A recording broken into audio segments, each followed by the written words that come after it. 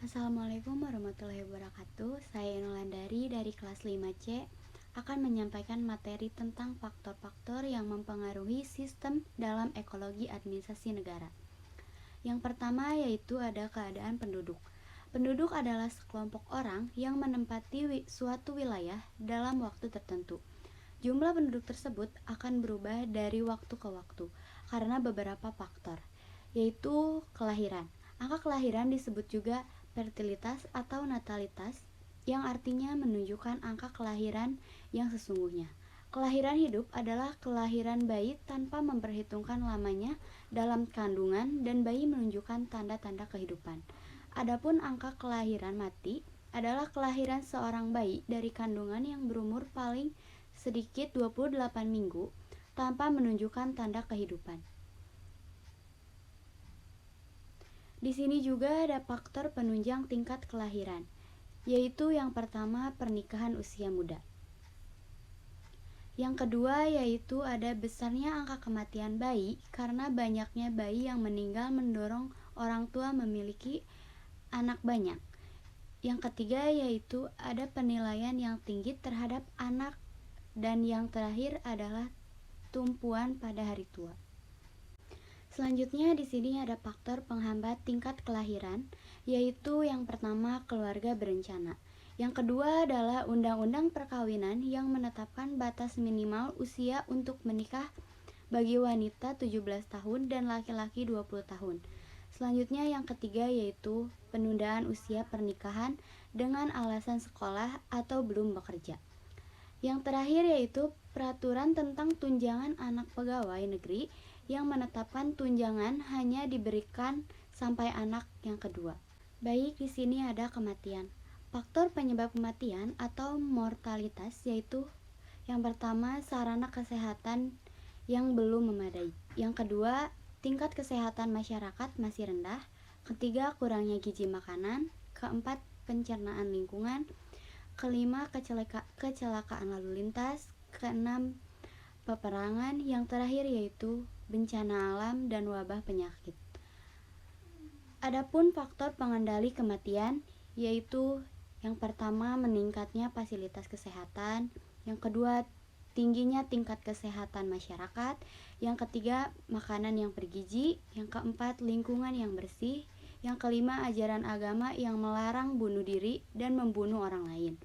Yang keenam yaitu keadaan negara yang damai. Selanjutnya di sini ada migrasi penduduk.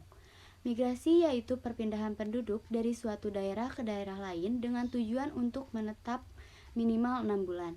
Adapun alasan yang menyebabkan terjadinya migrasi yaitu ekonomi, politik, sosial, agama, kepadatan penduduk, keadaan geografis, melanjutkan pendidikan, dan lain-lain. Migrasi dibedakan menjadi dua, yaitu migrasi antar negara dan migrasi antar negeri. Migrasi antar negara dibedakan menjadi tiga, yaitu imigrasi, emigrasi, dan remigrasi. Sedangkan migrasi dalam negeri yaitu transmigrasi, urbanisasi, dan faktor penarik. Baik, kita lanjutkan. Di sini juga ada informasi kependudukan. Informasi kependudukan dapat diperoleh melalui kegiatan.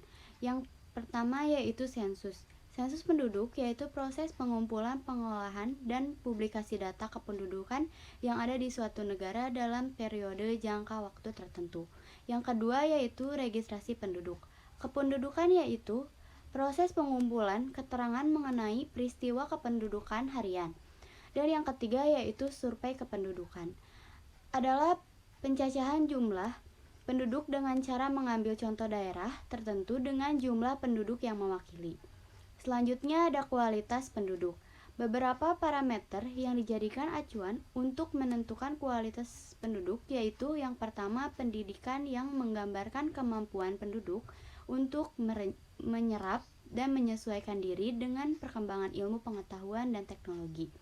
Yang kedua yaitu tingkat kesehatan yang dapat dilihat dari tingginya angka kematian bayi dan tingginya angka harapan hidup. Yang ketiga yaitu tingkat pendapatan suatu daerah dapat dilihat dari pendapatan per kapitanya. Yang keempat yaitu mata pencarian merupakan salah satu usaha penduduk dalam memenuhi kebutuhan hidupnya, dan ini sangat menentukan kualitas penduduk. Baik, di sini ada struktur sosial. Struktur sosial dan kelas sosial yaitu bentuk kelompok dalam masyarakat seperti keluarga, sekte agama, partai politik, koperasi, atau kelas-kelas sosial. Pengaruh penghimpunan terhadap administrasi negara sangat kuat sehingga administrasi negara tersebut bersifat asosiasional. Sifat asosiasi dari administrasi negara itu akan paralel dengan sifat asosiasional administrasi negara. Asosiasi yang dibentuk ini dianggap sebagai penyokong dan media untuk menyampaikan maksud rencana pemerintah kepada anggota perhimpunan. Selanjutnya yaitu sistem ekonomi.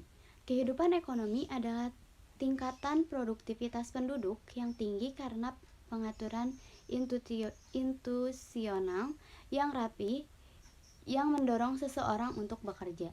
Di sini ada pengaruh langsung. Yang pertama, ada konsep komoditi. Tenaga kerja dianggap sebagai komoditas yang harganya berupa gaji atau upah. Tidak hanya para pekerja pabrik atau buku swasta, tetapi juga pegawai pemerintah. Kedua yaitu konsep kebebasan memilih. Dalam administrasi negara, pegawai menjual jasa-jasa untuk mendapatkan pembayaran yang terbaik. Apabila ingin mencari posisi yang lebih baik, ia akan pindah ke jawatan atau dinas lain. Sebaliknya, apabila kepala jawatan menganggap bahwa seseorang pegawai tidak diperlukan lagi, ia dapat memberhentikan pegawai tersebut. Dan yang ketiga yaitu konsep kebebasan kontrak.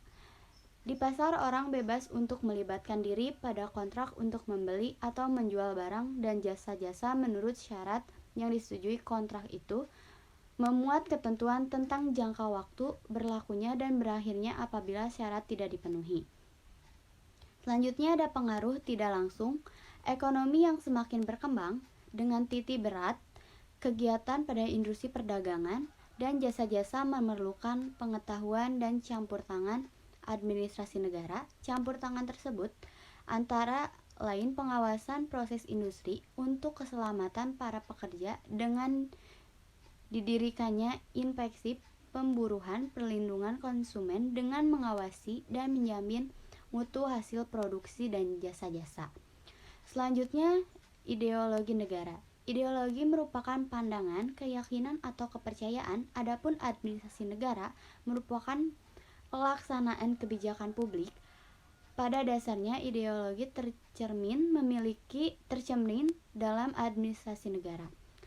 Negara Indonesia memiliki ideologi Pancasila. Semua agama di Indonesia dinaungi oleh Departemen Agama yang dilengkapi dengan seperangkat administrasi negara. Hal ini mencerminkan sila ketuhanan yang Maha Esa. Baik, yang terakhir di sini ada sistem politik. Ahli-ahli politik atau ilmuwan politik memusatkan perhatian pada demokrasi dan totalitarianisme. Ada kesamaan paham antara political scientist bahwa administrasi negara disubordinasikan kepada penguasa politik. Ada pihak yang memberikan dasar pembenaran bagi paham demokrasi dan penyerang paham totaliter, tetapi sebaliknya ada pula yang memberikan dasar pembenaran bagi paham totaliter dan penyerang paham demokrasi. Namun perlu dicatat bahwa pembela paham demokrasi dan pembela paham totaliter itu sama-sama berpendapat bahwa administrasi negara merupakan alat perlengkapan yang berada di bawah pengawasan organ politik yang sedang berkuasa. Baik, segitu yang dapat saya sampaikan. Mohon maaf apabila ada kesalahan. Wabillahi taufiq wal hidayah. Wassalamualaikum warahmatullahi wabarakatuh.